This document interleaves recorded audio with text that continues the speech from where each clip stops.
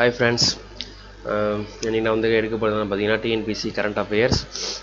Already நான் வந்து 3 நாள் எடுத்திருக்கேன். ஸோ இன்றைக்கி வந்து 4ஆம் தேதி. ஸோ இன்றைக்கி நியூஸ் பேப்பர் அந்த ஆர்டிகல்ஸ் வந்து என்னென்ன இருக்குன்னு நம்ம பார்ப்போம். ஓகேவா? இதை ப்ரெசென்ட் பண்ணுறது என் சிவகுமார்.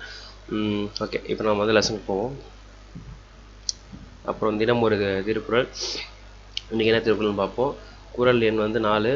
என்ன சொல்கிறோன்னா, வேண்டுதல் வேண்டாமை இல்லானடி சேர்ந்தார்க்கு யாண்டும் இடுமை இல்லை, எதிலும் விருப்பு வெறுப்பு இல்லாத கடவுளின் திருவடிகளை மனத்தால் எப்போதும் நினைப்பவருக்கு உலக துன்பம் ஒருபோதும் இல்லை. ஓகேவா? ஓகே, இப்போ வந்து ஒர்க்கர்ஸ் அப்ரோட் கிளாம்ஸ். ஓகேவா? Vembanad lake in Vaikom near Kochi, erosion and fish wealth, over exploration of resources. அதாவது என்ன பண்ணுறாங்கன்னா, லேக்கில் இருக்க சிப்பியெல்லாம் எடுத்துகிட்டு போயிட்டு மக்கள் யூஸ் பண்ணுறதுக்காக, அதாவது சிப்பியை வந்து உணவாக யூஸ் பண்ணுறாங்க. அது மட்டும் இல்லாமல் இந்த சிப்பியை எடுத்து அதை வீட்டு டெக்கரேஷனுக்காகவும் யூஸ் பண்ணிக்கிட்டு இருக்காங்க. ஸோ அதனால் வந்து ஃபிஷ்ஷோட வெல்த் வந்து, அதாவது மீன் வளம் வந்து குறைய ஆரம்பிக்குது. அதுக்கப்புறம் வந்து ஓவர் எக்ஸ்ப்ளோரேஷன் ஆஃப் ரிசோர்ஸஸ், அதாவது இயற்கை வளங்கள் வந்து சுரண்டப்படுகிறது அப்படின்ற ஒரு சின்ன ஆர்டிக்கல் வந்து இன்றைக்கி போட்டிருக்காங்க. ஸோ இதில் வந்து வேம்பநாடு லேக் வந்து எங்கே இருக்குதுன்னு பார்த்தீங்கன்னா வைக்கம் நியர் கொச்சி.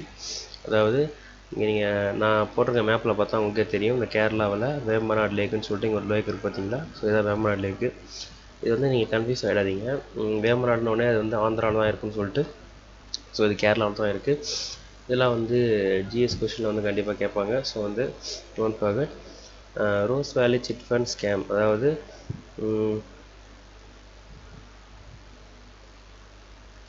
ஓகே, அதாவது வெஸ்ட் பெங்காலோட திரிணாமுல் காங்கிரஸ் எம்பி சுதீப் பத்தியோஜா வந்து ரோஸ் வேலி சிட் ஃபண்ட் ஸ்கேமில் வந்து அவர் வந்து சிவி வந்து அரெஸ்ட் பண்ணிட்டாங்க. ஓகேவா? அவர் வந்து விசாரணை வந்து பண்ணிக்கிட்டு இருக்காங்க. ஸோ இதோட முடிவு என்னன்னு சொல்லிட்டு நம்ம வந்து கூடிய சீக்கிரம் எதிர்பார்க்கலாம். ஓகே, நெக்ஸ்ட் போகலாம். ஓகே, பேர்ட் ஃப்ளூனானது பறவை காய்ச்சல். ஓகேவா? பேர்ட்னா பறவை, ஃப்ளூனா காய்ச்சல். அது பறவைகளுக்காக ஃப்ளூ வர்றது, நோயை தாக்கப்பட்டது வந்து ஃப்ளூன்னு சொல்லுவாங்க. ஸோ இந்த பேர்ட் ஃப்ளூவோட சிம்பிள் வந்து பார்த்திங்கன்னா H5N8. ஓகேவா? இது நீங்கள் கரெக்டாக ஞாபகம் வச்சுக்கோங்க, ஏன்னா வந்து எக்ஸாம் வந்து இது கண்டிப்பாக கேட்கலாம். ஸோ பறவை காய்ச்சல்லாம் H5N8 ஞாபகம் வச்சுக்கோங்க. ஓகேவா? Okay, Mysore zoo shut till February 2, அதாவது February 2 வரை வந்து மைசூர் ஸூ வந்து க்ளோஸ் பண்ணிருக்காங்க. ஏன்னு காரணம் பார்த்தீங்கன்னா spot billed pelican and greylag goose died. ஓகேவா? அதாவது ஸ்பாட் பில்டு பெலிக்கன்னா இதுதான் ஸ்பாட் பில்டு பெலிக்கன். ஓகேவா? இதுவும் கிரே லெக் கூஸ், அதாவது கிரே லெக் கூஸ்னால் இங்கே படத்தில் போட்டிருக்க மாதிரி இதில் வந்து பார்த்திங்கன்னா கிரே லேக் இருக்குது. ஸோ இது அந்த வாத்து தான் கிரே லேக் கூஸ். இது வந்து இறந்து கிடந்துச்சு, அதாவது ஜூவோட குளத்தில்.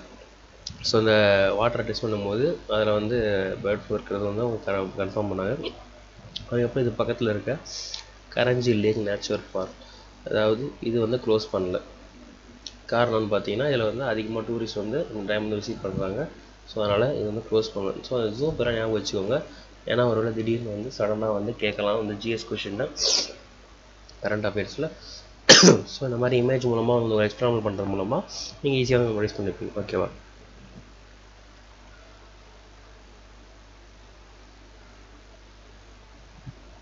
Okay, central government decide release budget 2000. அதாவது சென்ட்ரல் கவர்மெண்ட் வந்து 2017 பட்ஜெட்டை வந்து February 1, ஓகேவா, அதாவது February 1 வந்து ரிலீஸ் பண்ணலான்னு இருக்காங்க. ஸோ அது என்னன்னு சொல்லிட்டு நம்ம கண்டிப்பாக பார்ப்போம் ஃப்யூச்சரில். ஆர்பிஐ வந்து என்ன சொல்கிறாங்கன்னா 40% ஆஃப் கரன்சி வந்து ரூரல் ஏரியாஸ், அதாவது கிராமப்புறங்களில் வந்து ரீச் ஆகிடுச்சு அப்படின்னு வந்து சொல்கிறாங்க. இந்த பணம் மாத்திரம் தெரியுமா 500 நோட்டில். ஸோ அதில் வந்து 40% வந்து ரீச் பண்ணிட்டாங்கன்னு சொல்கிறாங்க. அப்போ இந்த ஆர்பிஐ பற்றி நம்ம பார்க்கணும்னா, ஆர்பிஐ வந்து எப்போ எஸ்டாப்ளிஷ் பண்ணாங்கன்னா 1 April 1935. இதோட கவர்னர் யாருன்னு பார்த்தீங்கன்னா உர்ஜித் பட்டேல். இதுக்கு முன்னாடி வந்து ரகுராம் இருந்தார். ஹெட் குவார்ட்டர்ஸ்னு பார்த்தீங்கன்னா மும்பை, மகாராஷ்டிராவில் இருக்குது.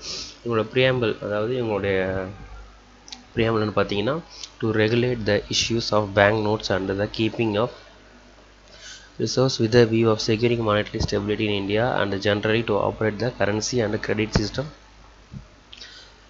Of the country to its advantage. அதாவது என்னென்னா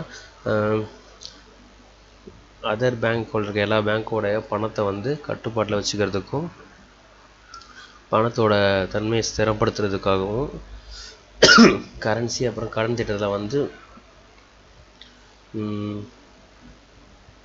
ஆப்ரேட் பண்ணுறதுக்கும் கண்ட்ரியோட அட்வான்டேஜஸ்க்காகவும் செயல்படும் அப்படின்னு சொல்லிட்டு உங்கள் ப்ரியாம்பிள் கொடுத்துருக்காங்க. ஸோ இதான் வந்து இன்னைய current affairs. Okay, thanks for வாட்சிங். இந்த வீடியோ பிடிச்சினா ஷேர் அண்ட் சப்ஸ்கிரைப் பண்ணுங்கள். உங்களுக்கு ஏதாவது டவுட்ஸ் இருந்ததுன்னா கொரிஸ் இருந்துச்சுன்னா கமெண்ட் பாக்ஸில் இது பண்ணுங்கள். ஓகே, இதுக்கப்புறம் வந்து உங்கள் நெக்ஸ்ட் லெசன் பாருங்கள். ஓகே, தேங்க்ஸ் ஃபார் வாட்சிங்.